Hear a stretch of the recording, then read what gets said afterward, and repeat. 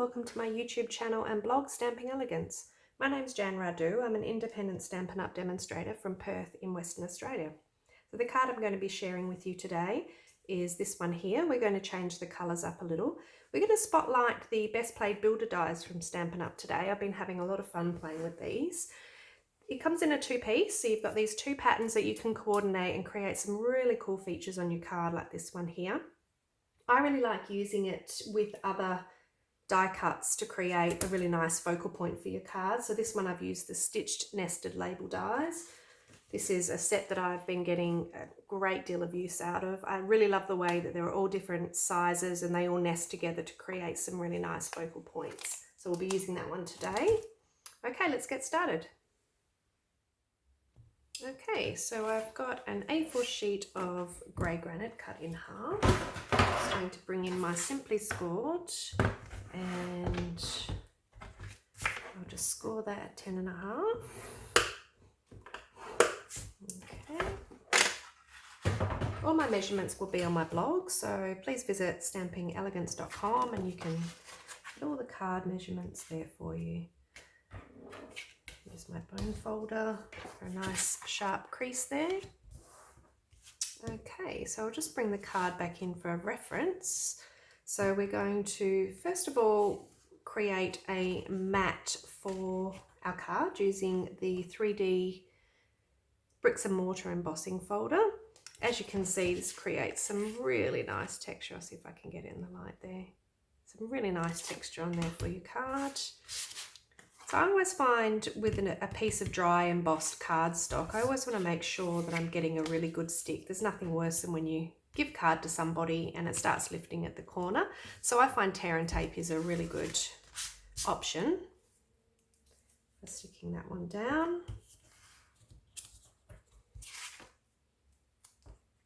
Perfect for boxes, so you know it's going to have a really good hold.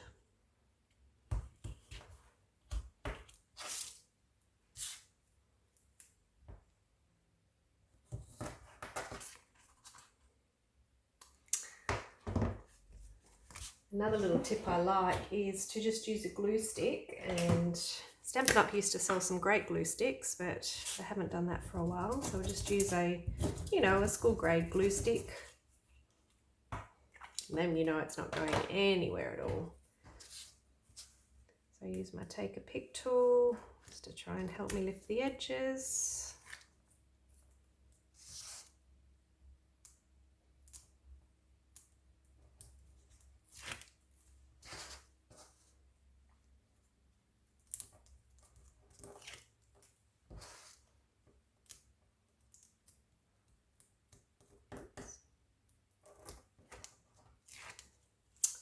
Okay, bring my card base in.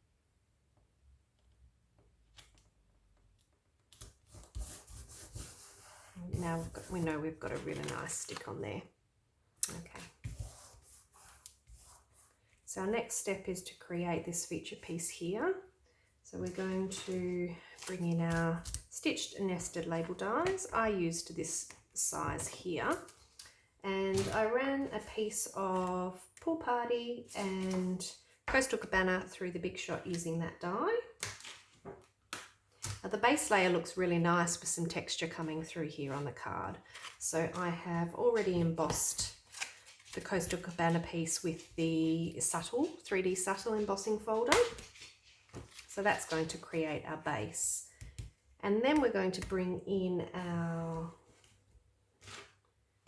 dies. So we've got our two pieces, so let's create the pattern one first. So just getting an idea of how you might want, I think it looks really nice on a diagonal, how you might want to place it there. So something like that, you run that through the Big Shot. Now I'll just say whatever die cut machine that you're going to use, and we've got a new one coming out shortly. But I'm at the moment, as most people are using a Big Shot, and I found that with this particular die you really need a shim. So have a practice, keep adding layers of either A4 cardstock, or I use like the cardboard that comes with the DSP. Just cut that down to the size of a cutting plate, and that's just a nice permanent shim in my Big Shot. My plates are looking very weary, so that really helps. And once you've run that through and popped all the pieces out, you're going to end up with a piece like that.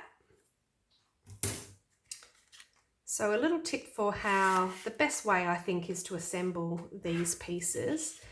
I've just used my Tombow and basically being quite sort of liberal on all of the more solid pieces in the die cut. So anywhere that has a little bit of space that you can put the glue without it sort of smushing out everywhere. And providing you do that, I'm finding that it's getting a good stick without having to actually go on all of the open pieces of the die. So because we're using Tombow, we've got a bit of wiggle room there. So what we can do is we can line it up and do our initial line up, and then we can just kind of move it around until we're happy with how it is sitting. And then I'm just using one of my larger clear blocks, not quite sure what number this one is, that's an E block. And by pushing that down, not only does that distribute the glue, but it also just lets it take a hold for a few minutes. So we can leave that one there. So using this die here and another piece of grey granite, I've run that through the die cut machine, and what you end up with is a piece like this. So it's actually quite useful to use a clear block just to lay it to see where you think you might be putting that piece across there. And then I find the easiest way is to just use a little bit of Tombow, and this needs just the smallest amount. So you're really only just squeezing and running along the lines. Hopefully you're only putting glue on the lines that you're actually going to end up using, but I find the more the better. Then we can lift the block, and then we just want to position this so that we're getting the effect that we want.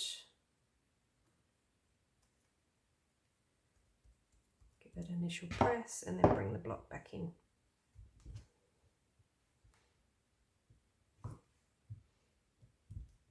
Give that a couple of seconds to grip, and then it's just as easy as grabbing your scissors and snipping off the excess.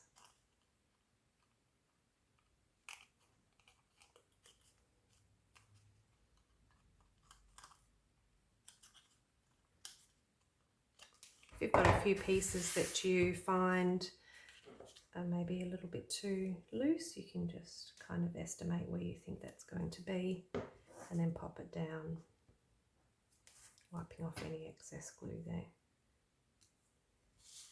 Okay, so that's the feature piece. If we bring our card base back in, you can see those colours are looking very nice. Okay, so I have popped up my die cut on dimensionals. So we're going to be, again, quite liberal with these because we want it to have a nice sturdy look. The other thing you can do is use the edges, which I quite often do on the dimensional packet for the large pieces like this. You really do want a few on here because, again, it's going on a rougher surface. And you want as much of the adhesive sticking to the surface as possible so that it gets a nice good grip.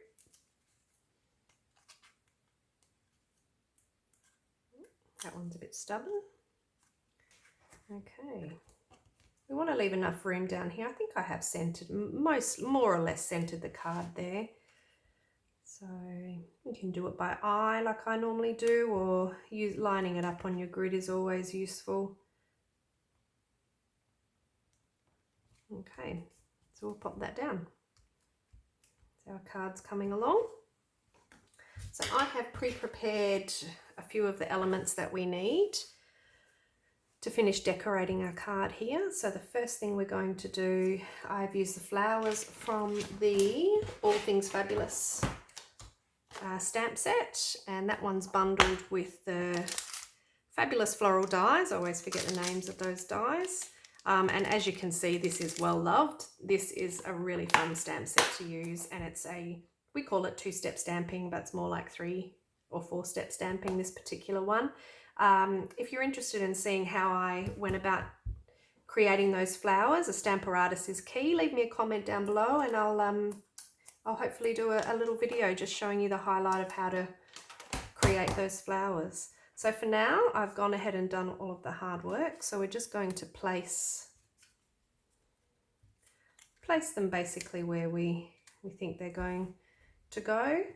I have the very, very smallest of the stitched nested dies. So that's this little cutie here. I've just used that with the hello from the Well Said stamp set. So that's the hello there. And I've embossed that with silver embossing powder. Heat emboss that one. So the colours that I'm using today are Pool Party is the base, as I said before, Coastal Cabana is the medium, and then I've used Bermuda Bay as the darker insert colour on there. So this one here we're going to put down flat, but before we do that, we just want to adhere the leaves to the back. So I'll just use a little mini glue dot for that one. So we're actually wanting to put the glue dot on the face of the leaf, and then we'll just position it underneath the flower, however we want it, like that. And then just a little squirt of Tombow where I think it's going to go. And that one can be placed down flat on there.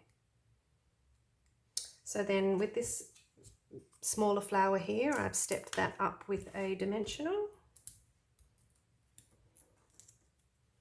So we'll just pop that on there, something like that. And this one's going to go on the top here. So we're going to attach it with Tombow, a little bit of glue on there, and then we're going to pop some dimensionals on. But this one needs some leaves, so we'll put the smaller leaf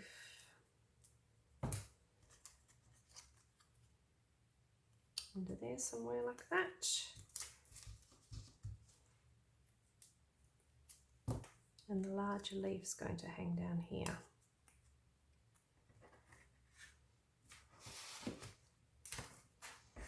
Okay, so just trying to figure out where that one's going to go. So what I'm actually going to do is I'm going to stack the dimensionals too high on here. And that's just to allow the fact that we've already popped up that back. So that's going to go something like that. And then I will just pop a little blob of Tombow there. And that's going to sit something like that. So we'll just hold it down for just a second while that glue sets, takes hold. Okay, so again, we're just going to use a little bit of Tombow and just to pop our sentiment in there. I love these little labels. They remind me of a little label punch that we had a while ago for little mini sentiments. Does anyone remember that one? Okay, so the last element that I've got to add is the sequins, which are from the Woven Threads sequin assortment set. These colours are absolutely delicious and they just go with everything. So I find myself reaching for that all the time. I do love a sequin. I probably add them to too much. And I just go about sequins by a little dab of Tombow, wherever we think we're going to put it. And I find the Take Your Pick tool is key in getting these sequins down and set. So I'm going to start with this teensy wincy one. So I just put it down with the sticky side of the tool. And then I use the other side just to hold it down just for a little second. So I'm using the piercer just to hold it down, just so that it stays in place. So I pick it up with the sticky bit, grab it with my nail, and then grab the other side. And I just find holding it down there just for a couple of seconds is just enough, without getting glue everywhere and getting all sticky. Got one more.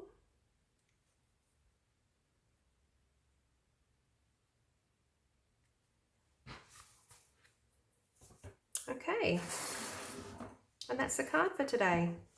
So that's the original. And then we've got our blue colorway. Hope you enjoyed the video. Please leave me a comment, subscribe so that you get notified for any new videos, and I'd love to hear from you.